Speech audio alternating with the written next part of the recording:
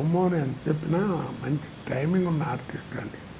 వాడి దగ్గర టైమింగ్ ఉంది, డైలాగ్ చెప్పగలడు, డ్యాన్సులు చేయగలడు, 2-3 కళ్ళు ఉన్నాయి. మీరు సినిమాలో వాడిని తంటం చూస్తే ప్రతిసారి సినిమాతో నడులు ఇరిగిపోయినారా అని అనుకున్నారు.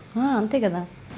ఏమీ లేదండి, అదే టైం. నాకు అంతే భలే ఇష్టం. నాకు అది గట్టిగా తనేవాళ్ళ అస్సలు తగలదండి కాలు. ఓకే. ఆ చొక్కాకి తగిలింది కాలు అని వాడి సెన్స్ తెలియంగానే పడిపోయాడు. అంత గొప్ప టైమింగ్ ఉన్నాడు. ఎలాంటి పడ్డాడో, ఎలా చేశాడో అది ఆయనకి తగిలి పట్టడం అనేది మంచి టైమింగ్ ఉండాలి ఆర్టిస్ట్.